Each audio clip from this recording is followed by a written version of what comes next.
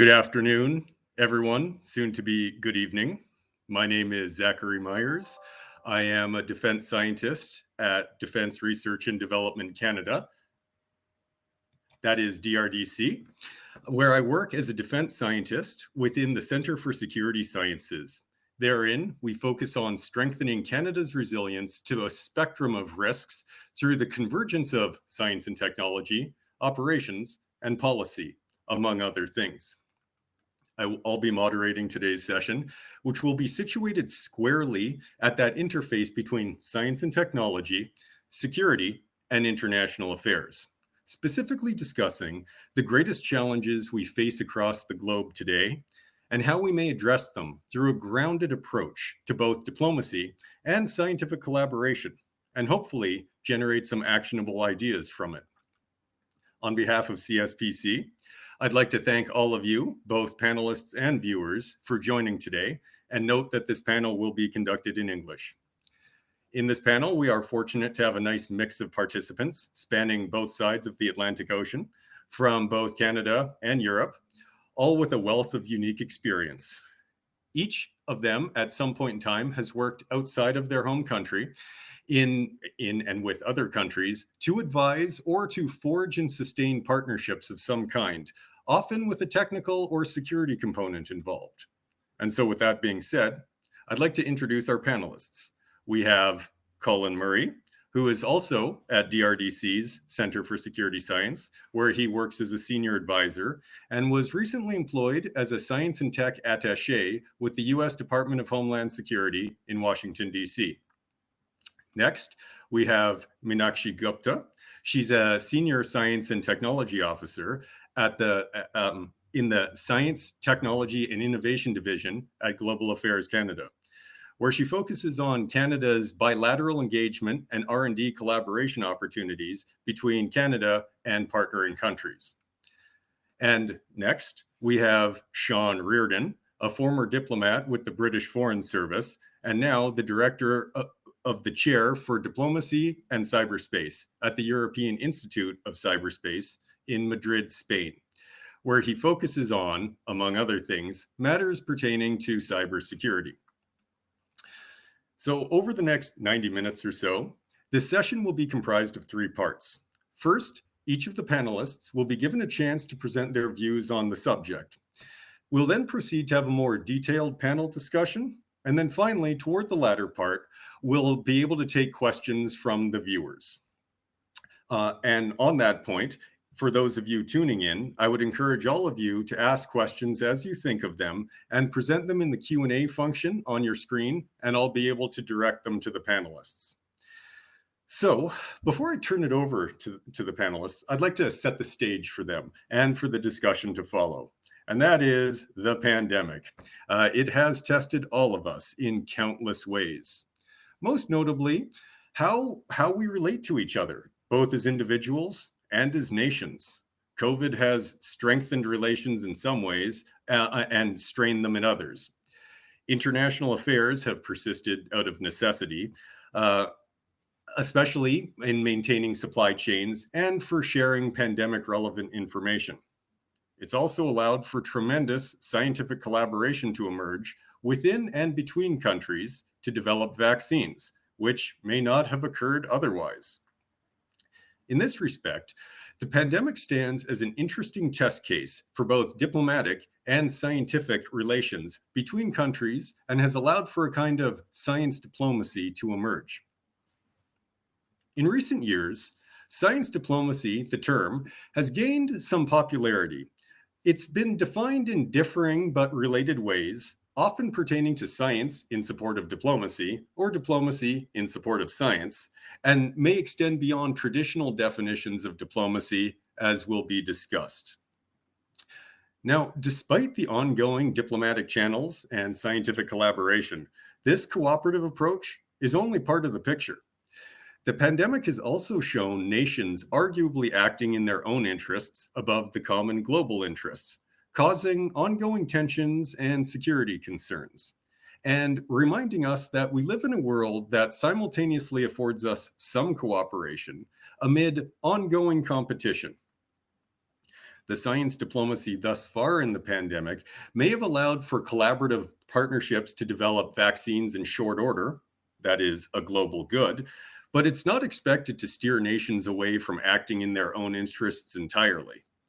And this point is particularly salient when considering what we can expect from science diplomacy moving forward into this one day post-pandemic era, where we will still need to address the remaining global challenges, ranging from the adverse effects of climate change to ongoing health security concerns to water security and cybersecurity. Science diplomats, though, they can operate within many domains, and this alternative tier may not be as stringently bound to speak on behalf of their nation's interests as their more traditional diplomatic counterparts, and therefore could take an active role in engaging these larger global challenges. The role of science diplomacy in the near term will be central to our panel discussion today. Specifically, how to foster more citizen engagement, either through industry, academia, or NGOs, and how to build strategic partnerships that allow nations to serve global interests while concurrently serving their own. And with that, I will turn it over to the panelists, and I will start by handing it off to Colin. Over to you. If I hit the right mute button is a good start. Thanks, Sean. You set up a really fascinating context for the discussion. Of course, much of what you've discussed dominates mainstream media, so we know there's a lot of dialogue and consideration given to most of the things that you've discussed, and certainly a lot of literature out there. So it's front and center on a lot of what's going on in academia, as well as the public sector research institutions. So if you're in the question of where we're from the position I'm in, which is a lot of international engagement at this point, and having just completed 5 years where I was actually embedded within the administration down in the Department of Homeland Security within the United States, and watching through the science and technology lens how things were playing out within the context of the US and their foreign policy world, it comes to be a really fascinating subject. I think I'm a strong fan of the World Economic Forum and trying to watch how they try to keep their finger on the pulse of things that are evolving. And I agree, as they align up things such as climate action failure and extreme weather events as in that top right left corner of top right corner of probability and likelihood of where you see the risk elements. And I think that's true. I think that it's all part of a bigger challenge, and just in terms of that human interface with the globe, the human interface with the earth, and how that's all playing out is foundational to much of what we're challenged with. But I do believe as a species, as a society, that we are able to adapt and we're able to mitigate those risks as we move forward. There's a lot of innovation that we've demonstrated over the life of the species in order to overcome these challenges. But with where we are now, and this is leading to what the answer to the question as to where I see the risk, where we are now, it insists that we collaborate and we cooperate, not simply in the context of how we might work with other governments, but it's calling for cooperation and collaboration at every level, from person to person, within our communities, within our regions, between countries, and in a global context. And in order to do that, it really comes down to how we trust each other and how we are able to bring together the capacity of what we all bring to the table and mobilize it in a sense that is able to mitigate what we see coming towards us, and how we're able to adapt to the new realities that we'll be facing in the future.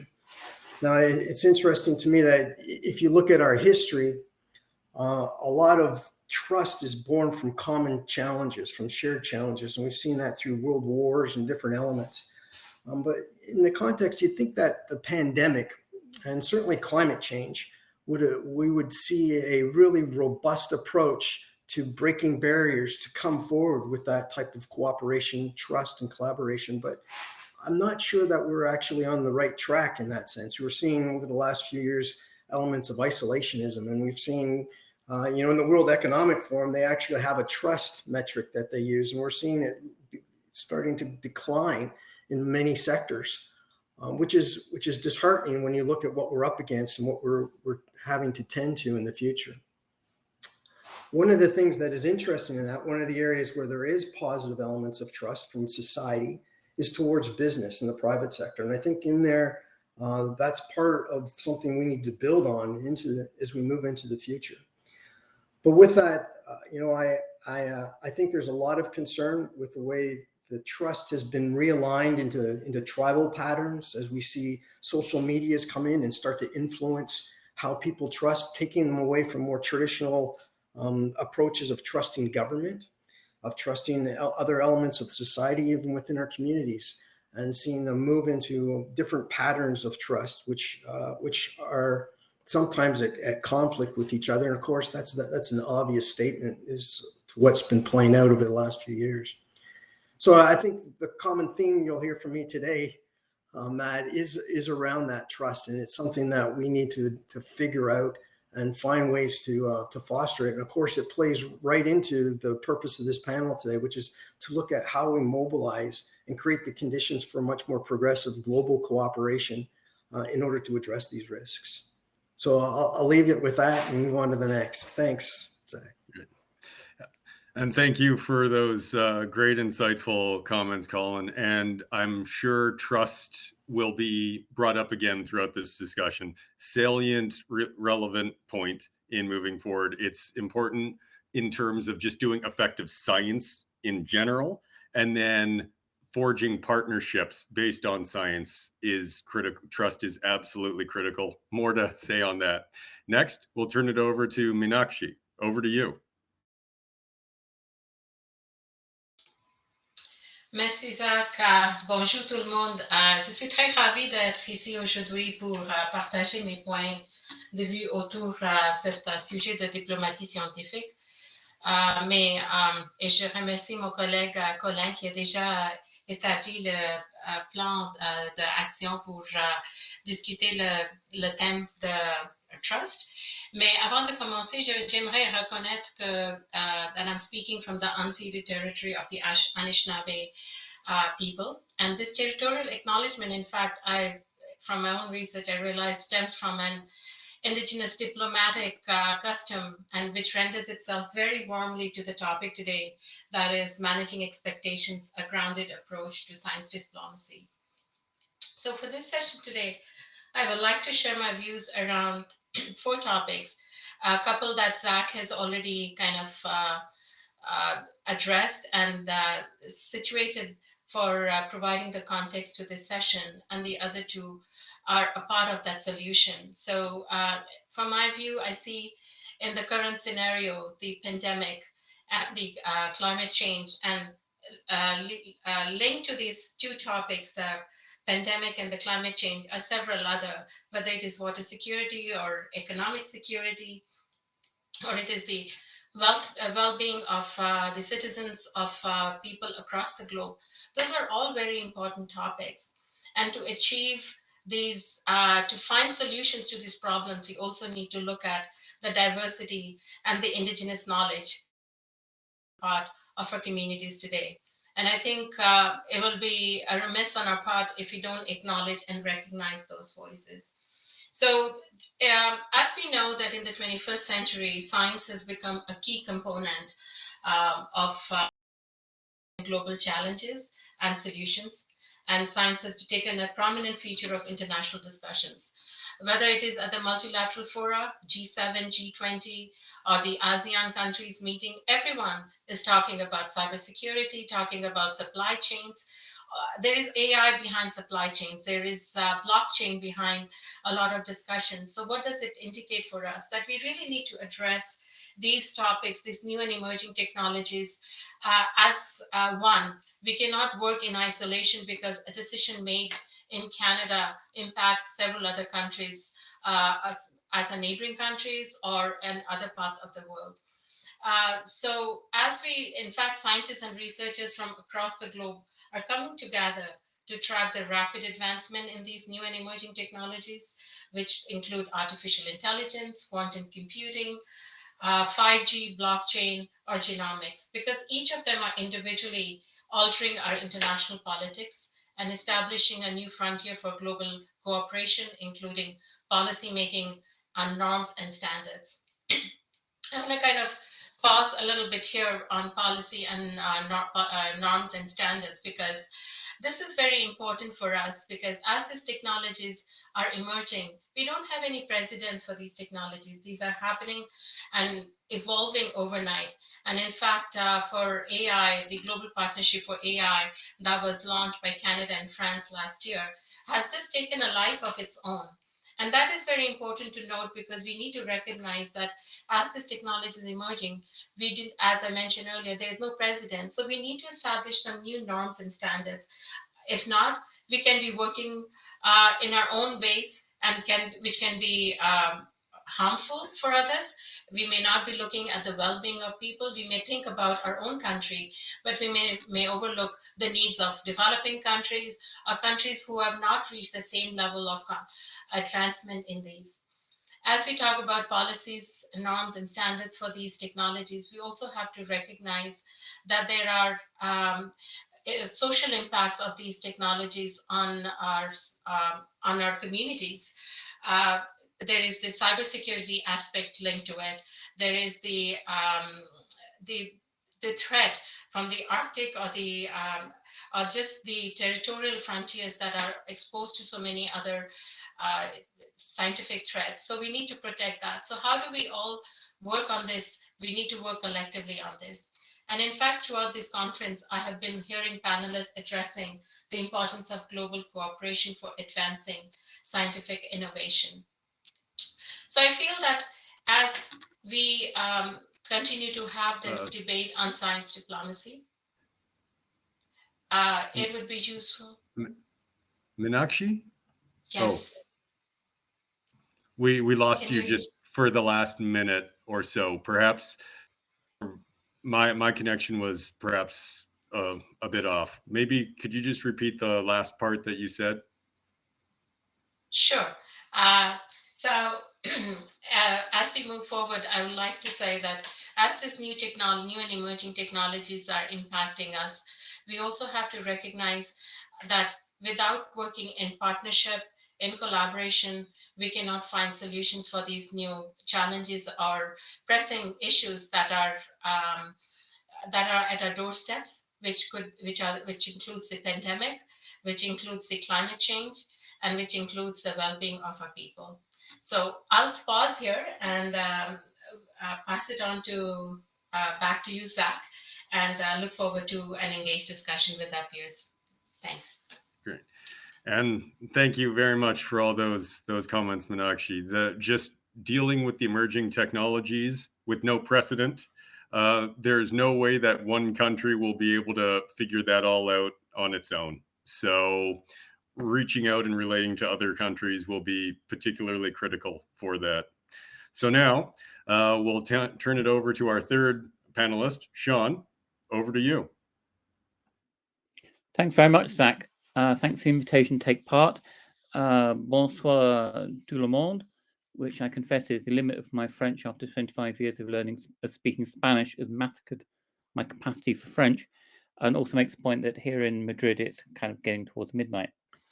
I think the point I would like to make above all else is to emphasize the diplomacy side of science diplomacy. That we tend to kind of forget that diplomacy actually has a whole series of engaging with the world. It's a process of negotiating, of thinking about the world, of thinking about other countries, of dealing with other countries, which often gets sidelined. And I think there is a danger in thinking that scientists can do diplomacy just by putting scientists together to talk to each other. And that's kind of confusing international engagement by scientists or international scientific exchanges with diplomacy as a way of actually managing international problems. I think we've seen that with COVID, for example, in that where we've dealt with purely scientific problems, we've done very well. So we've done very well at developing vaccines. When it's come to sharing vaccines among people, when it's come to developing policies to deal with COVID, we've done less well. And I think at the heart of that lies this distinction between what are policy problems and what are scientific problems, and more to the point, what are what we might call diplomatic or geopolitical problems. Now, at the heart of part of this is understanding that dealing with policy problems is difficult in as far as you don't have information. One of the distinctions that, for example, Bruno Maches, and I apologize, I've just massacred his surname, has pointed out, is that in the West, we dealt with COVID primarily as a public, as a health issue. The Chinese dealt with COVID, and other Asian nations dealt with COVID as a national security issue. I've been writing about pandemic disease since about 2005 as an international security issue, looking at it from its capacity, the capacity of pandemic diseases to undermine security of states and societies. One of the differences is that understand that with international or national security issues, you have to act before you have the information.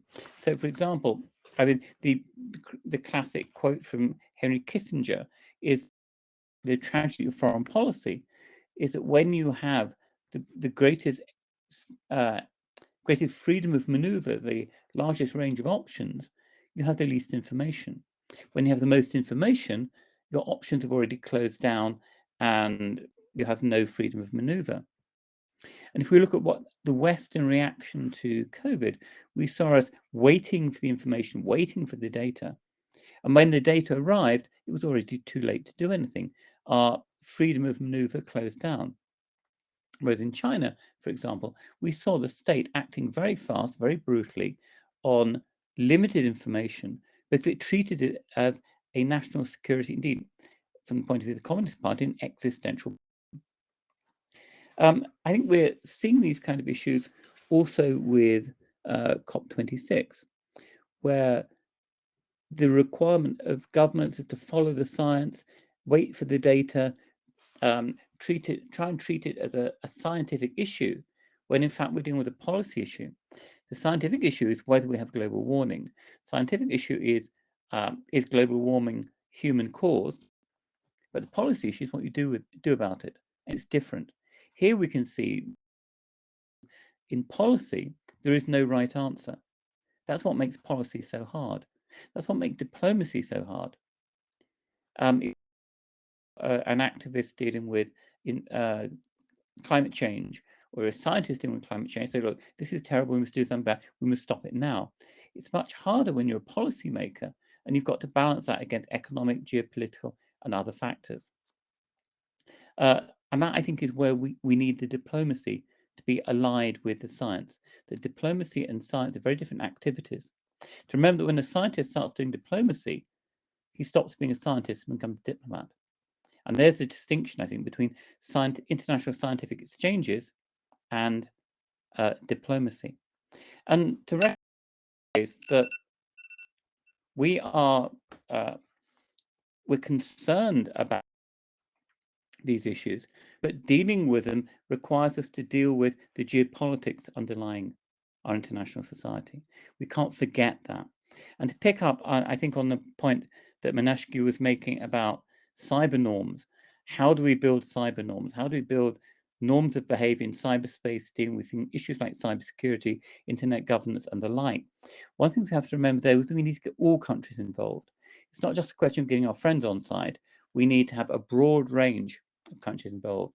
And that means that we need to go back to traditional diplomatic concepts of dealing with stuff based on not values and not ideology. If you want to get everyone involved, you need to understand what their interests are, where their interests coincide with yours, and on the basis of that, construct agreements. To make myself deeply unpopular here, I'll make reference to the new international prohibition on nuclear weapons, which has been signed. It's a formal treaty. It's been ratified. Sadly, it's not been ratified or signed by any single nuclear power. Therefore, it's about as relevant as the Kellogg-Briand Treaty prohibiting the use of war. And with that cheery thought, I'll turn it back to you, Zach. Thank you very much, Sean. Just for that this is why we bring you onto these panels, just for that very grounded approach to how diplomacy really works in reality, and well, just how vital it is. And something I'll say, just from myself and also where Colin works, it's a scientific organization that has a particular emphasis on providing advice to policy, and that is very much part of what we focus on, but recognizing from a scientific point of view that input to a policymaker is only one stream of information, and just how much they need to account for when making the final decision about how to construct a policy. So yeah, science can sometimes be, with the right evidence, very clear in terms of what seems right, but in terms of forging policy to guide appropriate human conduct, that's much less clear and a much greater challenge. So so far, all of the comments have been great, and I think this really sets us up to do a little bit of a deeper dive into this theme for the panel. And that is, okay, where we currently are, what we could think about is, yes, we're still in the middle of a pandemic, but even just moving forward, pandemic or not, we understand there's still plenty of challenges left, plenty of things to be concerned about. So this is a very wide open question. What, in your opinions, do you consider to be the greatest concerns, and therefore correspondingly the greatest priorities that countries are being faced with today, Canada or otherwise? And these concerns can be social in nature, economic in nature, security in nature. The comments so far have touched on all of these, but just to do a bit of a deeper dive into what those most salient concerns would be, which panelist would like to take that one?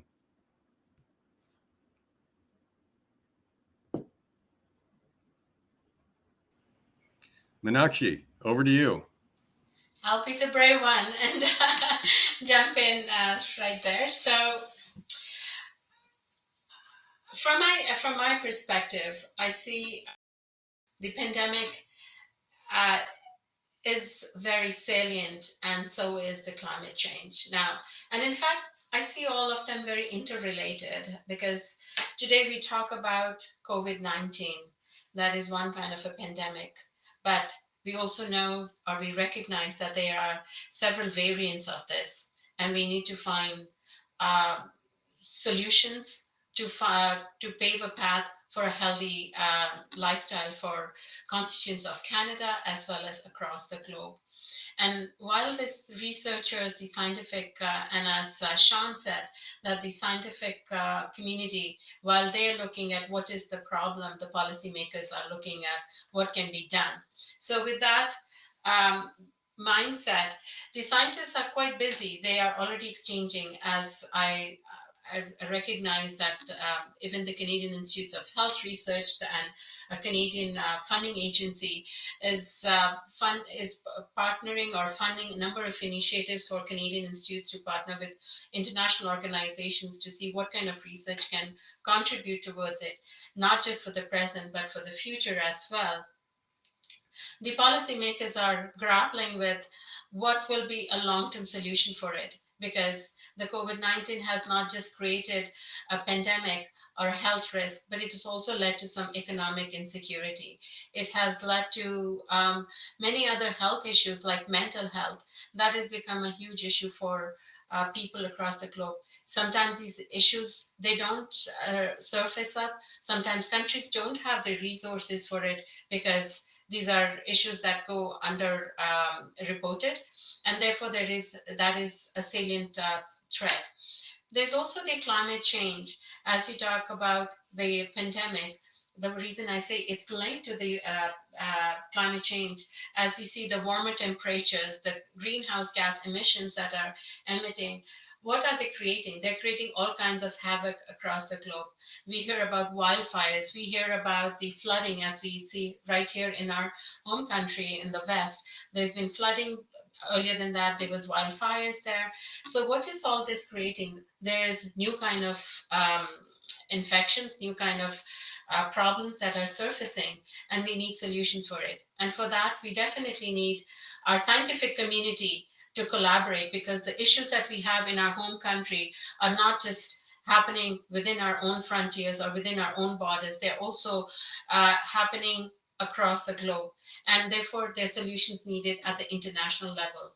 And the policymakers absolutely need to connect, and we cannot be self-serving. We need to kind of work towards solutions for the larger community, as Colin mentioned, that it has to be a community effort. So those are my key points at this point, but over to my colleagues for their thoughts as well. Zach, I can jump in on that. And Yes, please. I've been doing some thinking around this, and I thought I had all my thoughts pretty clear. And this is always the case until I hear Sean's comments. And then I have to rethink everything again and try to adapt. As Minashki just mentioned, the nature of the challenges are so broad that it's hard to talk about them in a geographical context of, first we handle it here, then we handle it here, and then we handle it in the larger. I think if there was one area of advice that I would want to hit home the hardest on, is we want to focus on those mechanisms that really look to mobilize capacity in a much broader sphere than what we've been playing with in the past. Our trust patterns have been typically and our government type officials, and that's not a bad thing. But as you heard in my preamble, with the transitionary nature of trust at this point, I think we have to look at other elements and how we can bring those to bear. We're seeing industry take on geopolitical capacities now that we have to bring into the equation. Within a community context, whether it's community, region, nation, or global, I think that we have to figure out ways to open policies to enable the full capacity of all of these elements to come to bear on some of our greatest challenges, and they be seen as meeting the requirements and needs of each of the different elements within those sectors of society.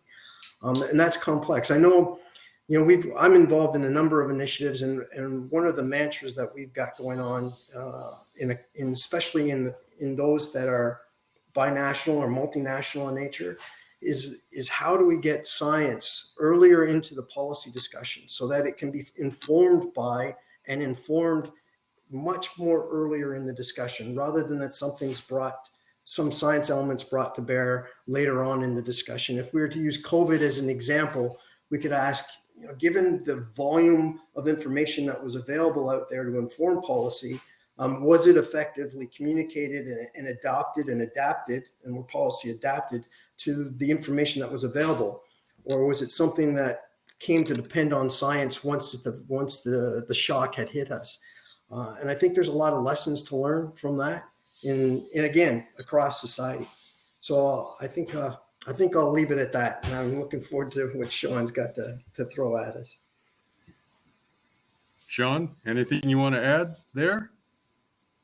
Yeah, I'm old enough to have been alive at the time of the last global pandemic, which was 1967, 1968. I wasn't very old, I hasten to add, but I can't remember it. Hong flu. And it wasn't of the scale of COVID, but given that we had fewer people with problems of obesity or comorbidities in those days, it was still pretty bad. And the reason I can't remember it is we did nothing about it. We lived in a society where we took the hit, possibly in the Cold War. Now, I mention that simply to say that I think we've got to recognize our societies have changed, and our societies no longer accept that kind of tragic outcome, that kind of suffering in the way that they used to. But other societies in the world do. And part of dealing with these challenges is to understand that we have different attitudes towards them in different countries. And that affects the way that countries respond. The picking up particularly on COVID, I think looking forward, we need to try and find ways of depoliticizing the issues. So, for example, one of the major issues about COVID is how did COVID arise? We want to look at the phylogenesis of COVID-19. And that's really hard to do when we've made it a geopolitical blame game. And that a lot of that, the blame for that lies with the West. We sought to minimize the political consequences of our own incompetence by blaming China. And that's made it much harder to engage in a proper conversation about how the disease originated. So one of the challenges going forward is going to be how, as diplomats or in diplomatic activity, can we create neutral spaces where scientists are able to meet to discuss the science without being impacted by politics. Then another issue is going to come. I mean, this isn't the last pandemic we're going to get. We've had a potential pandemic every 4 or 5 years this century already. It's going to go on. So the next challenge is how do we start to mitigate the risk from pandemic disease at a global level? So we already have negotiated controls on travel from a terrorist point of view. You have to go through a security check in an airport, take your shoes off, empty your bags out, whatever. To deal with a problem that compared to pandemic disease is fairly minor. Are we going to start introducing health checks at airports? What are they going to be? What kind of body scans, temperature scans are we going to introduce? And how do we ensure that they are standardized, compatible across the world? How are we going to introduce new measures to try and identify disease at a local level? And all of that's got to be negotiated on the basis of identifying interests, common interests, but also with bodies other than governments. So diplomacy is going to be multi-stakeholder. You don't just negotiate with governments, talk to doctors, you talk to health workers, you talk to civil society in general. And I think that also applies to issues like climate change. I don't think COP26 was desperately successful is we focused on the moral issues and we didn't focus on the diplomacy of how you get there, the process. So I think in all of these issues going forward, we've got to look much more at the process. I'll let everyone else identify all the moral issues out there because you're all more ethical and moral than I am. I'm the cynical old diplomat. I'll deal with the process. All right. Thank you. So yeah, I think well, just to build on what Sean said, such a key point to note here is just the complexity of the human factor in trying to formulate solutions to all these problems. Recognizing on one hand, you do need to bring multiple groups together, but different groups will approach this differently. And finding common ground where we all agree a way to move forward sounds very good, but it is very challenging. All right.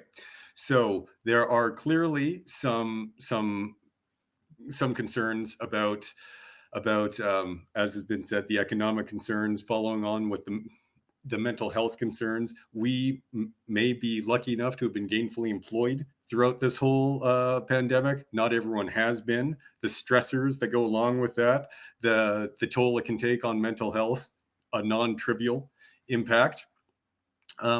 Just now to steer things a little bit, just in terms of, if you could just say a little bit more about, with all these concerns, security considerations. Some points were already made about how, Sean, you said that how you go about addressing this pandemic. One saw it as a health concern, the other saw it as a security concern. Maybe we could just talk a little bit more about perhaps these different views that different nations take towards whether it's the pandemic or some other issue. Can this create security concerns just between nations? Basically, you might want to call it a lack of being able to see eye to eye on certain issues, which might make you, tying in with what Colin said, perhaps maybe less likely to trust, maybe feeling concern whether to proceed to work with another nation. So maybe we could just say more about security considerations at where we're at. Anyone want to add more onto that? Sean, over to you. Yeah, I mean, And just make the point, I first wrote pandemic disease as an international security issue about 2005, 2006. I'm not claiming any great genius in this. A lot of people were writing about it in similar terms at the time. And the classic example we used to look at was the so-called Spanish flu, which I understand technically ought to probably be called Kansas flu, in 1918, 1919, 1920, and the role that played in ending the First World War. But I think thinking about something as a security issue changes the way in which you deal with it. You understand that you cannot wait for perfect information. You cannot wait for the data. That you have to act in a very uncertain world with incomplete. And that possibly is one of the mistakes we made in the West. Because we dealt with the public health as an issue, we were waiting for the data and our governments were following the science. And by the time they actually got all the data, it was too late. So I think understanding that to start with is a major issue dealing with pandemic disease. And the second issue is think about security. Why did nobody do anything in 1967 or 68 during that pandemic? Because we were in the Cold War. You couldn't close down your economy in the Cold War because of this. So governments decided that the security issue was much more important than the health issue, public health issue. And that, I mean, I don't think we can do that anymore, and certainly in Western societies, because now in Western societies, we require our governments to protect our safety, to, if you like, guarantee that we're going to live forever. Is rather like Philip Bobbitt argues that we've gone from the nation state to where citizens become consumers of government services, and governments can never provide all the services required by their consumers. But understanding that context, understanding that other countries, this is not as important. So, if you're talking about a country like Russia, it appears that Russia is able to take much greater suffering because that's in the nature of being Russia and the nature of authoritarian regime, and therefore on something like COVID-19 much more as an international security opportunity for further destabilizing Western societies, or using your vaccine diplomacy, even if things are going bad at home. If we don't recognize that, we don't understand that, we're not going to get even to first base in terms of international cooperation. And now I allow my colleagues to be much more optimistic and people loving. Anyone want to jump on that?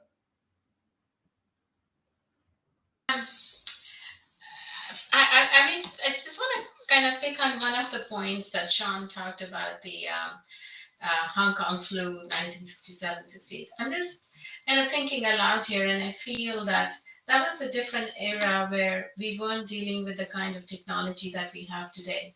The rapid, the information that travels with alacrity in today's day and age, because the kind of technologies we have, an event happens here at this hour can reach in a tweet overseas in no seconds.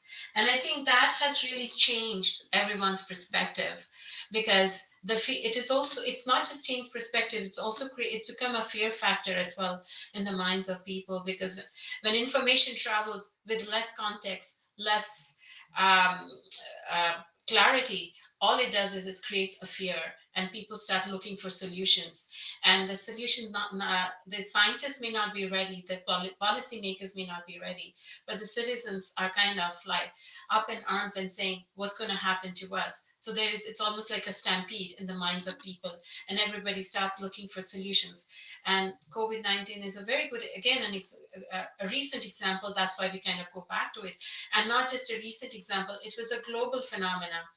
And it was where all kinds of myths were being promoted through social media. It was difficult to decipher what's valid news, what is false news. Therefore, there was a need for discerning between what's right and wrong. And all these issues pose a security threat in some ways, because policymakers really need to kind of weigh in on what they're hearing and how they can inform.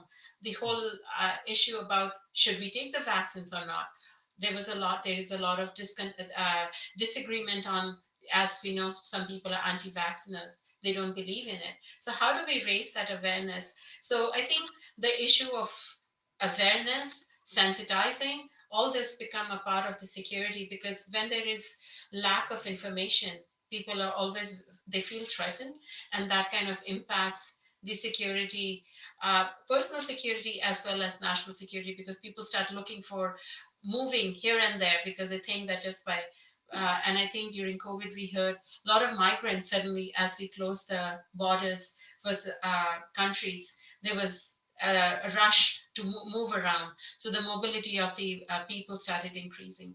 And again, scientists are working on issues, but that the information doesn't necessarily reach on time. So we kind of have to be cognizant of that. So to bring it to a full circle, I think what happened in the past was before this technology era, and as we are grappling with this technology, more data is being generated.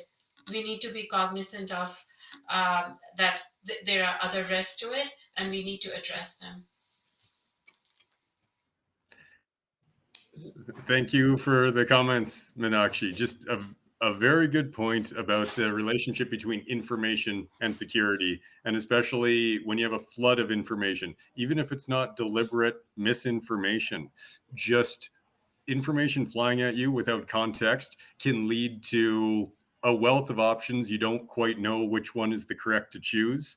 And then that can make a person feel not clear, not confident, and therefore insecure. And across a globe, that is a major concern. I know that, yeah, the role that science should be playing here, it's challenging insofar as you want to make sure that at least the input from the scientists is made open and public to inform the public.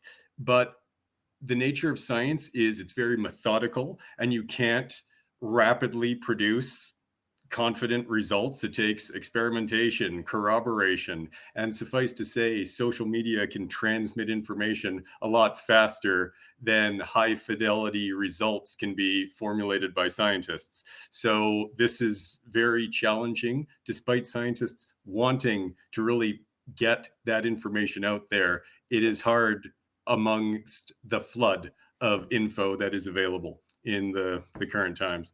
Colin, did you have anything you wanted to add on the security theme? Yeah, a lot of this stuff I find that really interesting. We could talk at length. And you just raised something, maybe we'll go down a different thread on that one, is around the ability of science as well as policy to effectively communicate, and the challenges historically that we've had and the distance we've got in order to gain some effectiveness in that space, especially when it comes to risk. But just, I wanted to borrow on a couple of points. Meenakshi, I really like the way you raised security in the context of the individual as well as national security.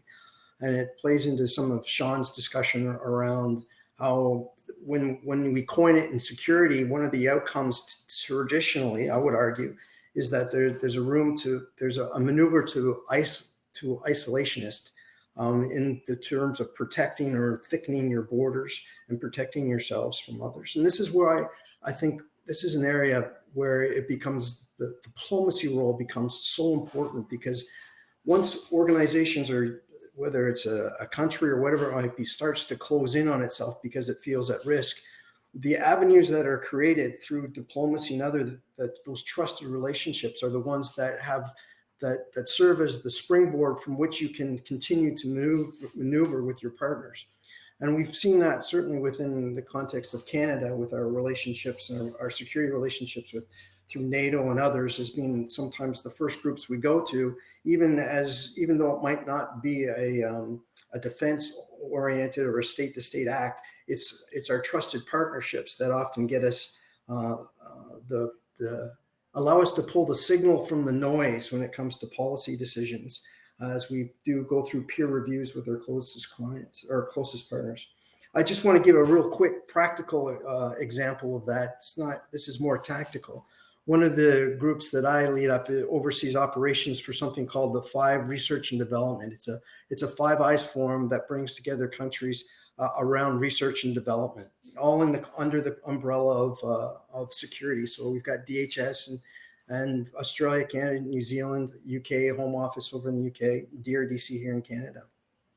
And in that sense, where we are able to bring science players together and work the goodwill that's available through our laboratories and those types of things, those often, and being very progressive, by the way, this is a rather new organization, being very progressive at engaging through forums such as the 5-country ministerial early in the discussions as these things evolve. We're finding that the goodwill creates the platform, and the more the goodwill, the stronger the relationship, the more goodwill, the deeper and more robust we can have the discussion when shock hits or when COVID hits. So we've done a lot of good work and have very strong networks around things such as counter-violent extremism or child exploitation, those types of things which are near and dear to each of our countries in terms, and very, very complex challenges that are intertwined well beyond our borders. So it's interesting that the uptake of our ability to deal with these are with our closest, and sometimes our closest security partners, because of I would argue, because of the networking that's gone on through diplomacy and other means that have allowed for those and enabled those types of discussions. During COVID, it was the uptake on this forum was really powerful, and we were able to take science by the connectivity of our just bringing labs together who are working in the same trajectory to inform the same policy sphere across all these countries. We were able to get folks direct line of sight into the policy offices that started laying out how each of the countries would deal with things such as, and not all of these were successful, the use of masks and the use of disinfectants and those types of things.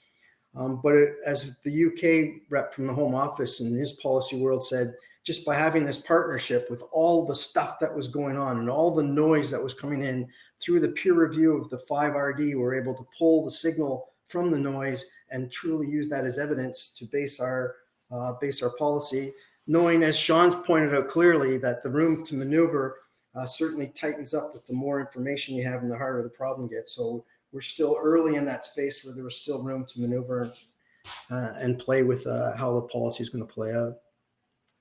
So I'll leave it at that, just as a tactical example of how things can play within that diplomacy and science. Thanks. Great. Thanks, Colin. And the work you've been doing in the 5RD has been great. Sean wants to say something on that. Over to you. Just a really quick comment. I mean, it's great what Colin's discussing about doing stuff in the Five Eyes context, Five Eyes framework.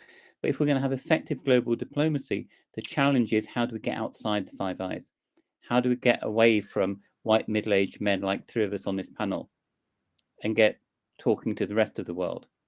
Because the challenge of pandemic, climate change, the other major global issue challenges we face, we've got to be talking to the Russians, the Chinese, the Indians, Brazil, everybody. And that I think is the challenge that diplomacy places. And that's when we start talking about interests. Just that comment. Hey, thanks a lot, Sean. And it's this is a discussion I've actually had with other colleagues.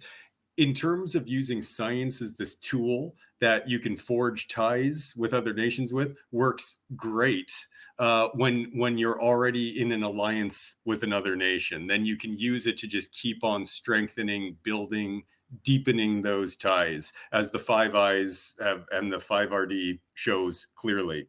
The real challenge is, how can you use it to forge ties with countries whose your relationship with is not so great?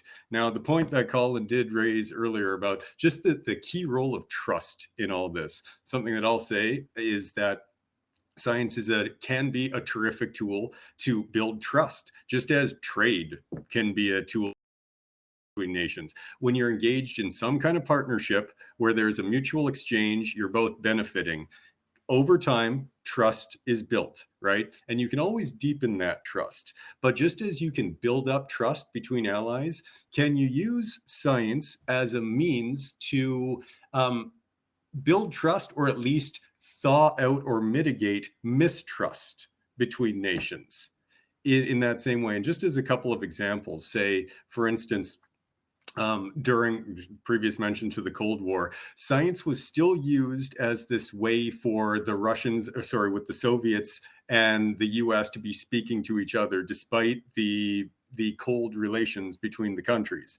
Another instance is, let's just say, take regionally the Middle East, which is a region that is known for having nations that have had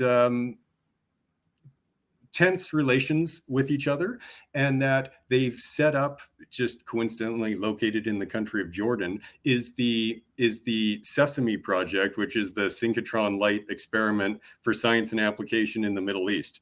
Basically, it is a facility, a center of excellence, where various countries in that region have all contributed and have built up a terrific piece of infrastructure where great science can be done.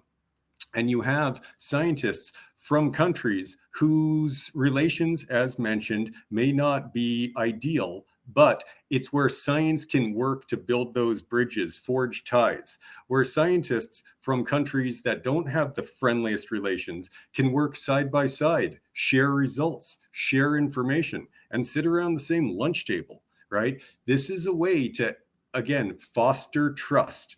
Now, that's a situation that involves a lot of finance, a lot of capital, but it also takes a lot of diplomacy.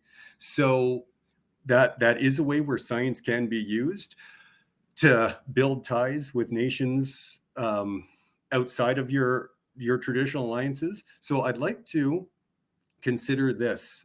Moving forward, what could we expect? I'll just keep it open to what from scientists or diplomats or science diplomacy in light of all of these, the problems we've addressed, and how could it best be used, how to optimize it. So anyone want to jump on that one?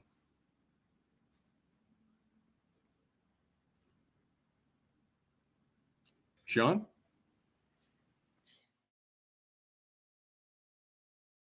Okay, I'll lead off for the rest to attack me. There is a very important role for kinds of civil society engagement to support diplomacy.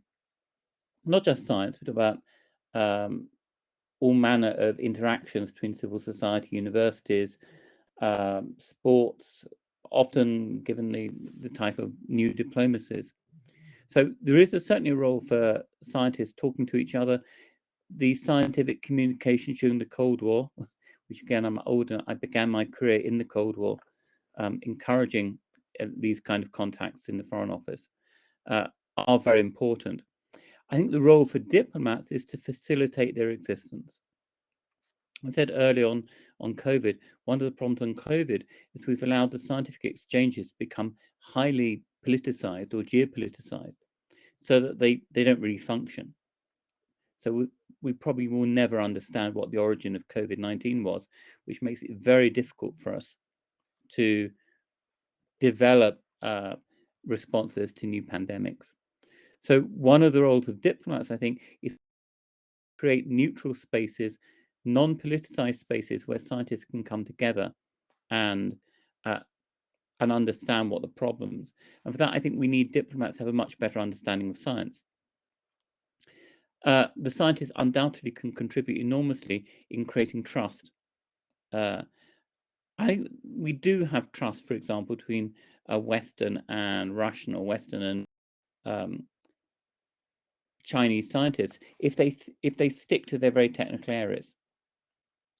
And we need to create the spaces where they can do that. But that's not the same as saying scientists are being diplomats. Once scientists become diplomats, they lose that ability to carry out that collaboration in their technical spaces.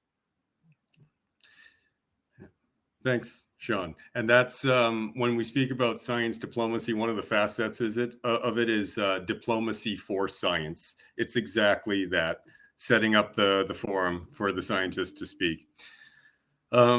Anyone else want to add in? Sean, I'll jump in on that. And Sean, you raised some great points. I have to say I'm consider myself a new student to diplomacy as I try to understand some of how I function. And I'm not far off. I was flying with the Navy during the Cold War up in some of those very cold spots in the North Sea while you're in dark corners drinking rum, negotiating special deals, whatever part of the world you're in.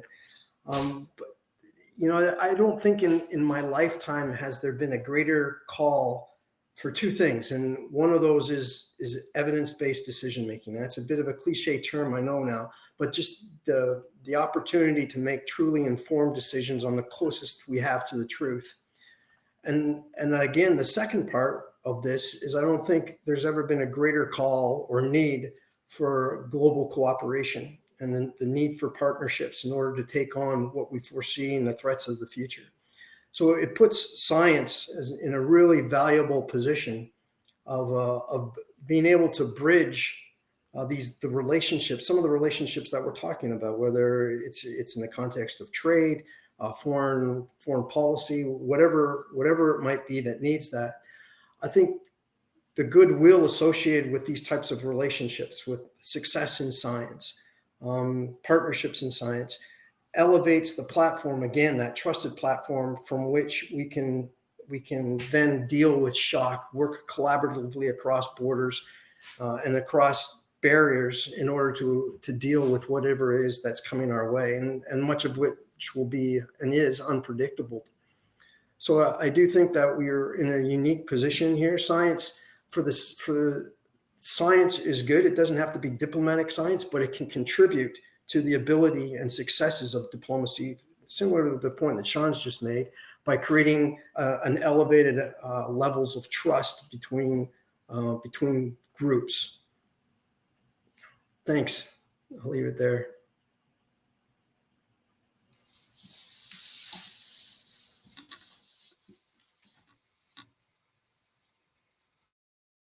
Sean, you're on mute. Zach's talking. Oh, sorry, Zach. Yeah. So that's the other part of science diplomacy, Colin, where science in diplomacy, where the scientists provide the evidence-based policy. Meenakshi, did you want to add anything on this topic? Yeah, I just want to quickly say a couple of things. One is that when we talk about science diplomacy, at the end of the day, what is the key outcome that we're looking for? And if we don't have that clarity, then what is the purpose of science diplomacy kind of fails, right? So as we talking about that for every nation, it is at the end of the day, not the well-being of the people, and science diplomacy is only contributing towards it. And the goal of the scientists is to help achieve that goal through evidence-based decisions or through research, through a process, because science is all about process, and processes for yielding some results and results for the people. So if we kind of want to talk about how can science diplomacy be achieved, we need to see what is it trying to achieve, what and how it is going to impact, and then look at the global arena and see how do we want to play or bring our allies together and work towards a goal, a uniform goal that can actually be beneficial for everyone. And not just, and as Sean said, not just for the Five Eyes.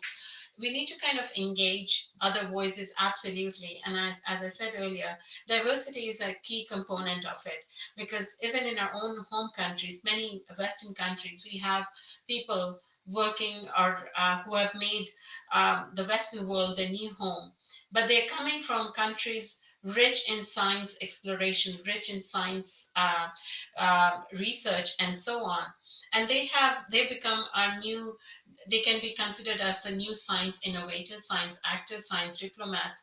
And we should kind of tap into that source of talent or of people to actually reach out to bridge the gap where we have, because they can be our ambassadors. And not just that, I think our own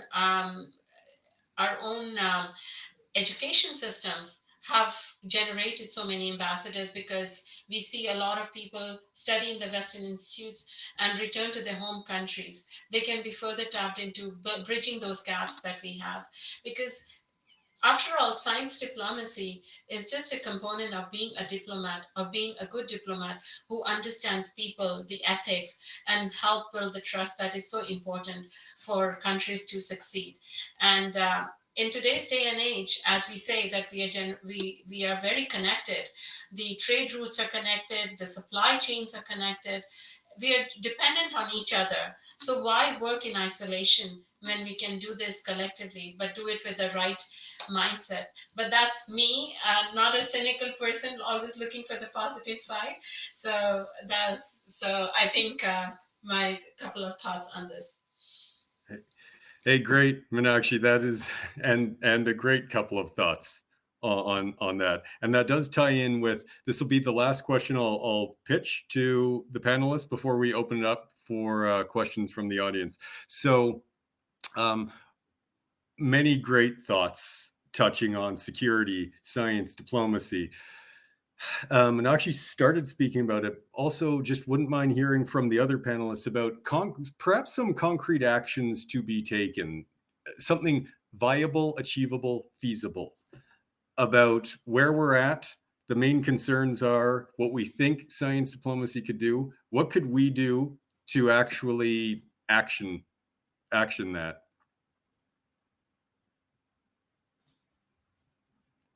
Sean, Zach, I've got some thoughts around that. I think an area that's really ripe for a much more maybe aggressive or positive engagement is around mobilizing that whole of capacity and incorporating industry much deeper into that context of diplomacy and science. We know that we've got folks in our country, in Canada, who have strong influence in other countries, as they're involved in organizations that have geopolitical influence. And a more we're seeing examples of corporate citizenship. I would coin that term. I'm not sure it's exactly accurate, but corporate citizenship, recognizing that their best interests are also in the interests of the greater good and that of society, not only in terms of a domestic sphere, but in a global context as well. So I think there's room. We're seeing examples of that in my time in the States. I've seen through the Chamber of Commerce and others where there's pockets of groups which involve some of the big players like Uber and Facebook and Microsoft, who are starting to create consortiums that are progressive in their approach to how they want to mitigate some of these risks and how they can play standards and norms and how they might bring that in a much more broader global context. So I do believe there's a role for science to support those, to provide evidence base and helping mobilize that. I also believe that there's a big role for policy to open up those opportunities to enable and encourage those types of activities to go on. So I do think that's a tangible one. And I think we have to go, to a certain extent, we have to go there because the challenges are so complex that they need the best of everything we've got. And that incorporates far more than just what government and government science and academia can bring to the table. We've got to bring in those other institutions. I'll leave it with that. Thanks. Thanks, Colin. Sean, over to you. Well, Zach, I mean, you're not going to be surprised that I don't share Colin's faith in the greater good or convincing companies of the greater good. But I think we can engage with companies, with countries on the basis of interests and share. And I've been doing a lot of work recently on techdiplomacy, trying to engage with technology companies and treating technology companies not as companies, political actors, and understanding that they increasingly shape the world we operate in. And I would expand that beyond tech companies, things like pharmaceutical companies. They shape our environment. They often intervene in our environment in ways that are very similar to countries. They have capacities, for example, cybersecurity companies that go well beyond the capacities of 90% of the countries that belong to the UN. So we need to bring them into the international debates. But we need to do it on the basis of understanding what their interests are and being quite hard-headed about it, making quite clear that what the costs are if they don't want to cooperate. This is not just about being nice, it's about being very hard-headed, very traditional kind of diplomacy towards building coalitions that can function in terms of international norms of behavior, can function in terms of international cooperation. And one of the things, for example, in the tech world, interesting is that the vast majority of big tech companies are in two countries. They're in the US and they're in China. And that means other countries like Canada, like UK, like the rest of Europe need to be collaborating in common approaches to bringing these countries into the debate, bringing into the conversation, and ensuring that they are responsible, not irresponsible geopolitical actors. And now I will allow my colleagues to be optimistic and more idealistic than me. Okay. So thank you, Sean. Just your input. It's balanced. That's why we have various panelists. Meenakshi, you made some suggestions. Did you have anything else you wanted to add on the actions that could be taken?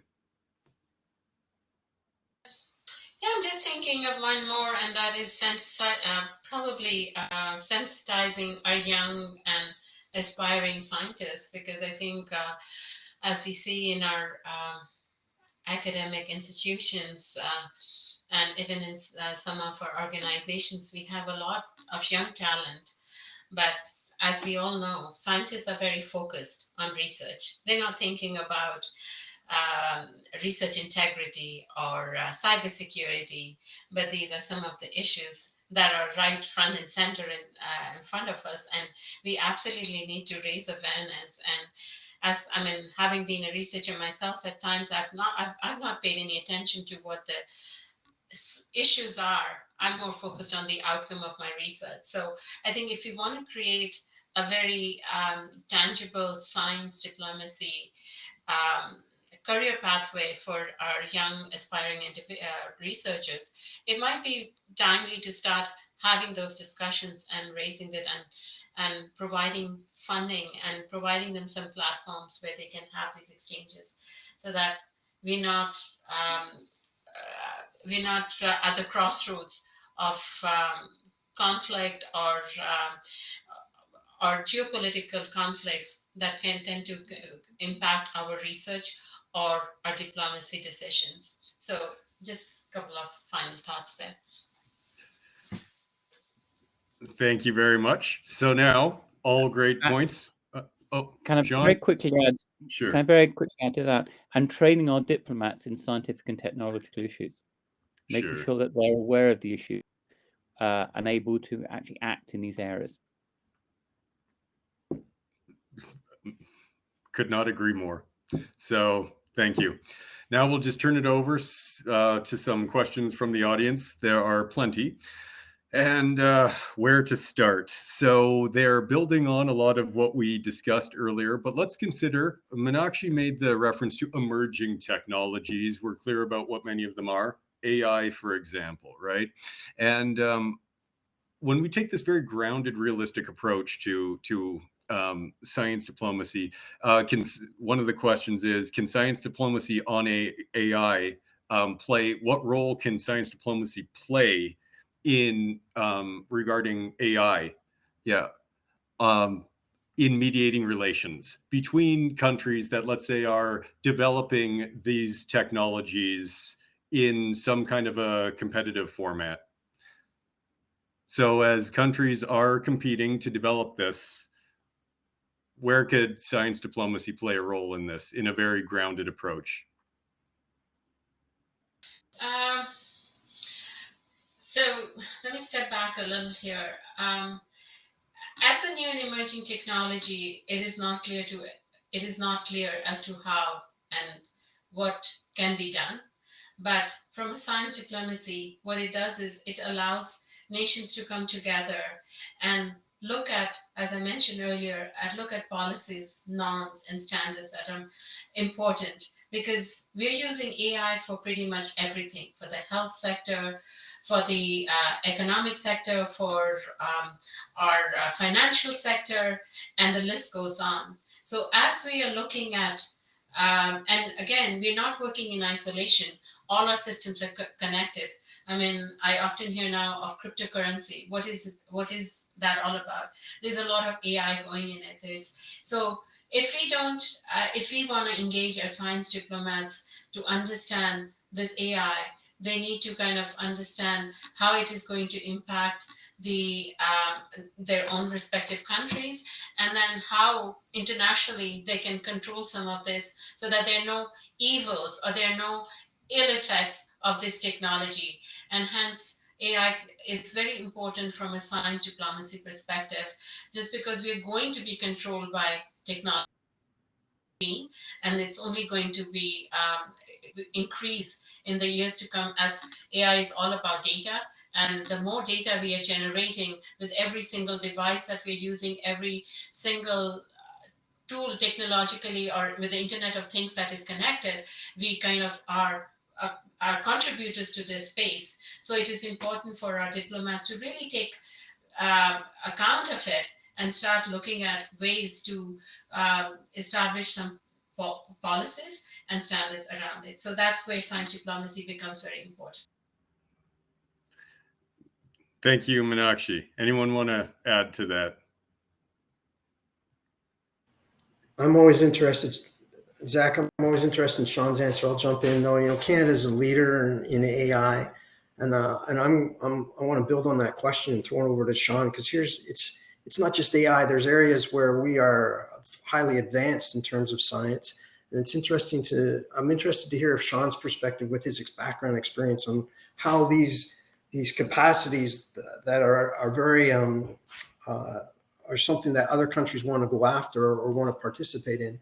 How do we leverage those in the interest of our foreign policies and those types of things?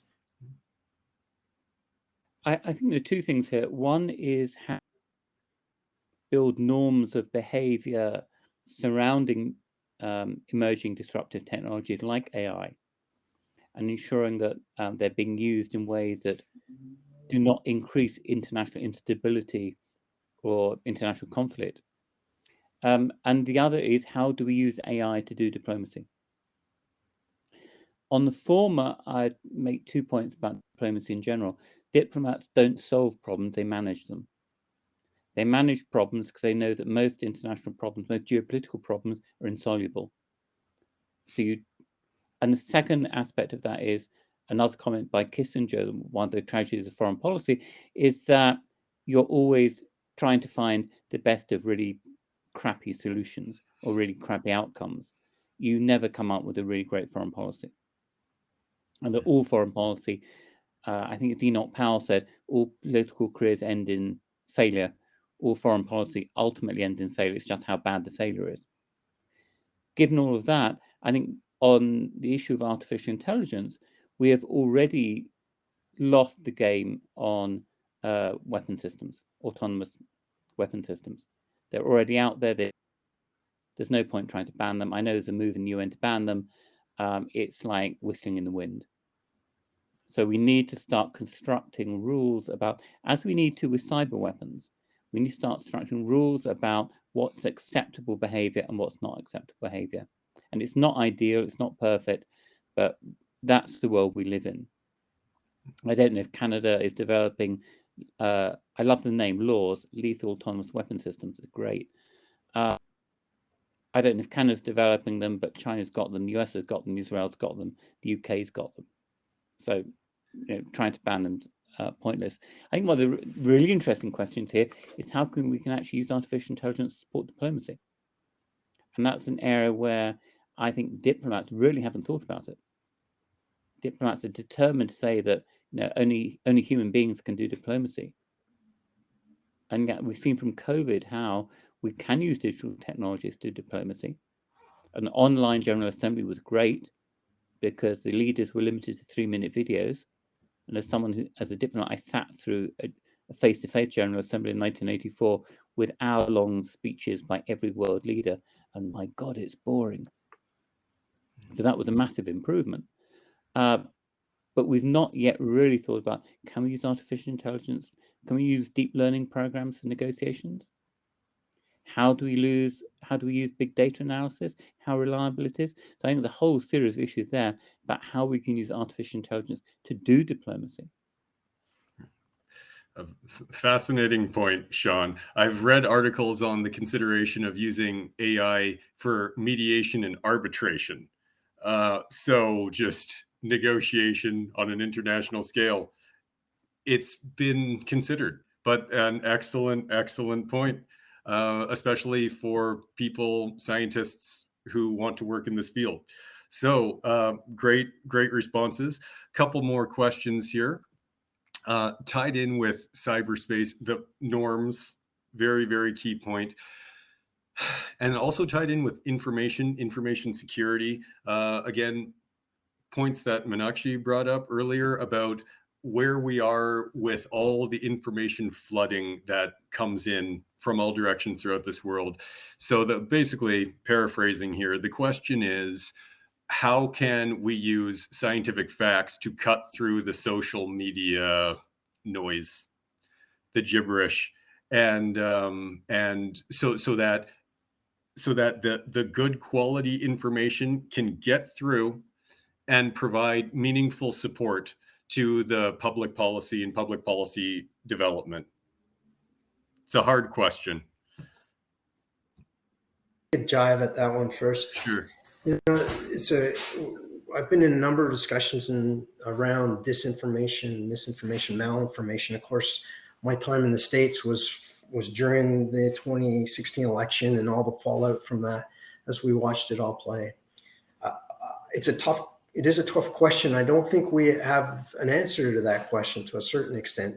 I would argue that we have done a lot of focus in the science realm on understanding the technology around the sources and trying to identify deep fakes. And that's important, but we haven't really done, and what we're not aware of is the social context of the information as it arrives and what the behavioral responses are.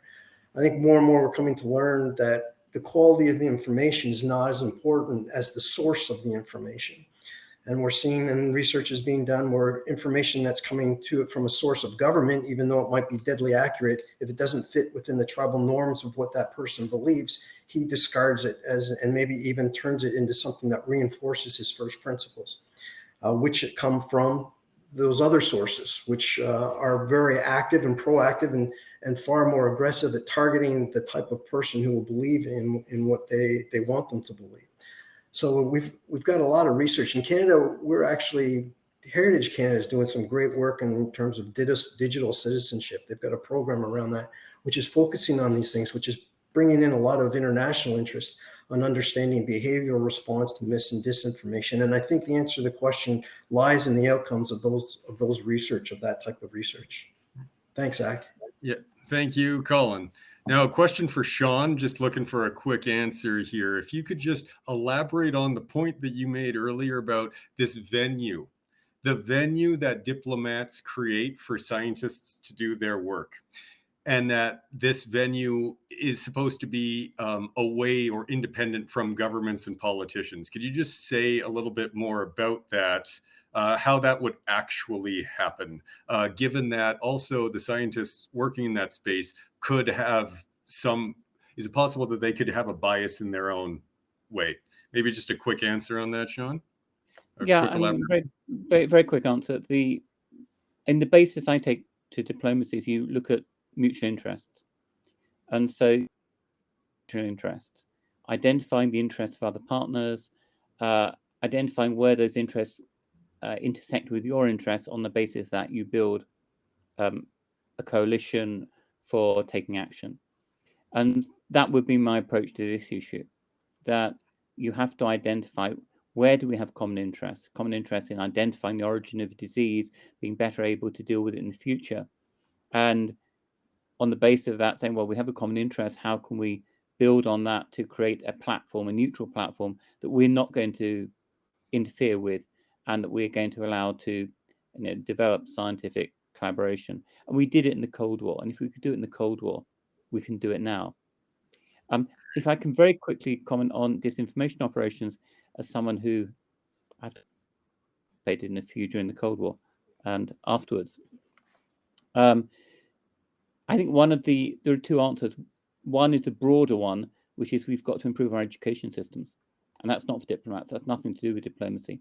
We've got some very broader political and social problems in our societies that makes us vulnerable to these kind of disinformation operations. But at a diplomatic level, the answer is very clear. Get out ahead of the game. Be positive. Get your good news out first so that others have to react to your good news. If you're reacting, you've lost the case already. Thanks, Sean. So now, with just the few minutes we have left, I'd like to just turn it back to the panelists, 1 minute each.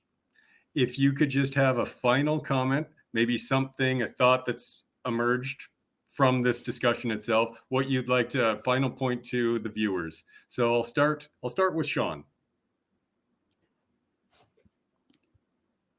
Realpolitik was originally developed by a German liberal who was fed up with liberalism failing in the beginning of the 19th century and decided to adapt realism to achieving liberal outcomes. Diplomacy can sound very cynical, but actually achieves sometimes some very good outcomes. If anyone doubts that, think of the Helsinki Accords, which meant that the Soviet Union had to justify its human rights behavior against the agreement it signed. In other words, diplomats may be cynical, but they do come out with good outcomes. Great final thought, Sean. I'll hand it over to Meenakshi. Over to you.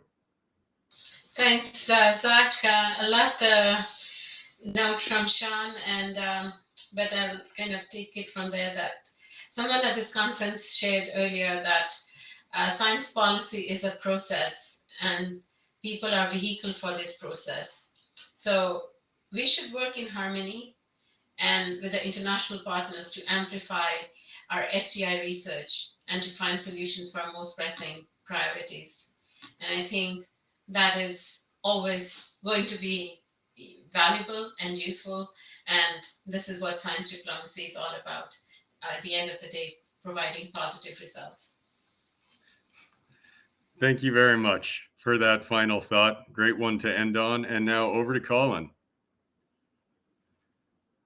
Thanks for the opportunity and congratulations and thanks from the other panelists.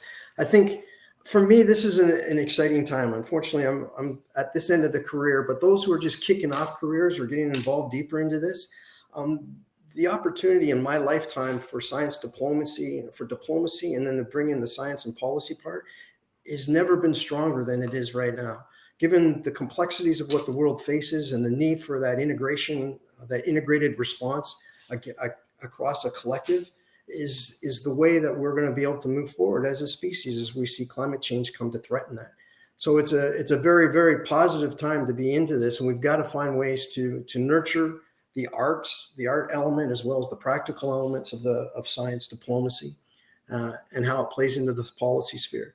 I think foundational to that, and which is the core message of everything I've talked about today, is around the trust, is finding those practical elements to build the trust from which those platforms of diplomacy can leverage and move forward. With that, I'll leave it, and thanks again for everything there, Zach. And thank you for that final comment, Colin. So now I'll just make my own final comment, and that is many, many great points over the past 90 minutes. And I think we all learned a lot today. I know I certainly have. And clearly these are some complex issues we're dealing with, but several good points were raised and potential actionable ideas, hopefully to help us move forward. And so with that, I would just like to thank all of you so much for attending. That is, I'd like to thank the panelists, Sean, Meenakshi, and Colin. And I'd also like to thank the viewers, as well as I'd like to thank the conference organizers. And with that, I wish you all a great evening, and until next year. Bye now. Merry Christmas. All the best. Take care. Bye. Everyone, take care.